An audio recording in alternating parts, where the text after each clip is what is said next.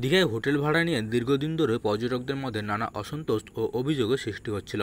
বেড়াতে এসে অনেকেই হোটেল বুকিংয়ের সময় ভাড়া বেশি নেওয়ার অভিযোগ করতেন। কখনো কখনো এক এক হোটেলে এক এক রকম ভাড়া দাবি করত, যার ফলে অনেক পর্যটক প্রতারিত বোধ করতেন।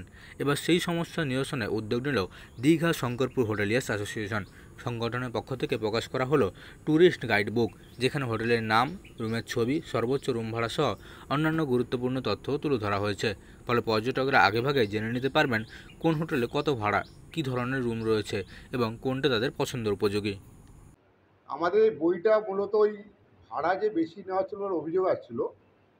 এই ভাড়াটা যাতে সঠিকভাবে নেয় তার জন্য সমস্ত হোটেলের নাম, তার ফোন নাম্বার, তার কত ভাড়া, কত পর্যন্ত তার ভাড়া উঠতে পারে, সমস্ত ভাড়া এখানে লেখা আছে বইতে। অনেকগুলো হোটেল, প্রায় 200খানি হোটেল আমরা যুক্ত করেছি। আরও আগামী 15 দিন বাদে যে সেকেন্ড এডিশনটা বই বেরোবে তাতে কিন্তু আরও সমস্ত হোটেলকে আমরা যুক্ত করব, যাতে পর্যটক দীঘাতে না ঠকেন এবং দীঘা সম্বন্ধে মানুষের একটা ভালো ধারণা তৈরি হবে। এবং দীঘাতে যত পাশাপাশি দর্শনীয় স্থান আছে সেগুলো এই বইয়ের মধ্যে দেওয়া আছে এবং দীঘার জগন্নাথ মন্দির নিয়ে অনেক লেখা আছে, দীঘা সম্বন্ধে লেখা আছে। বইটা পড়লে দীঘা সম্বন্ধে অনেক কিছু জানা যাবে।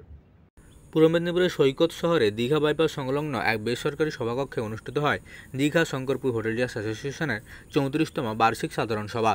এই সম্মেলনে শতাধিক হোটেল মালিক ও সংগঠনের প্রতিনিধিরা উপস্থিত ছিলেন। মূল আলোচ্য বিষয় ছিল পর্যটকদের স্বাচ্ছন্দ্য ও হোটেল পরিষেবায় মান উন্নয়ন। সম্মেলনে এই গাইডবুক প্রকাশের মধ্য দিয়ে একটি নতুন অধ্যায়ের সূচনা হলো বলে মনে করছেন অনেকে, যেখানে পর্যটকদের হোটেল ভাড়া নিয়ে আর প্রতারিত হতে হবে না। বইটি দীঘার প্রায় 200টি হোটেলকে অন্তর্ভুক্ত করে তৈরি করা হয়েছে। তাদের প্রতিটি হোটেলে সর্বোচ্চ রুম ভাড়া উল্লেখ করা হয়েছে, যাতে পর্যটকরা আগে থেকেই পরিকল্পনা করে আসতে পারেন। এই বইতে শুধুমাত্র হোটেল ভাড়াই নয়, দীঘা ও তার পার্শ্ববর্তী দর্শনীয় স্থানগুলিকেও বিবরণ দেওয়া হয়েছে। ফলে একজন পর্যটক খুব সহজেই জানতে পারবেন কোথায় কোথায় ঘোরা যেতে পারে এবং কিভাবে পৌঁছানো যাবে।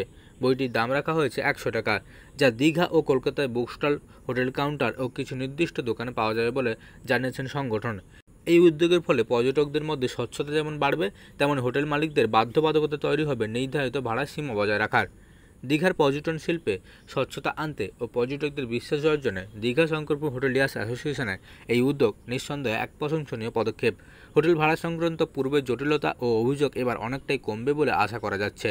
ট্যুরিস্ট গাইডবুক পর্যটকদের ভরসার হাতিয়ার হয়ে উঠবে।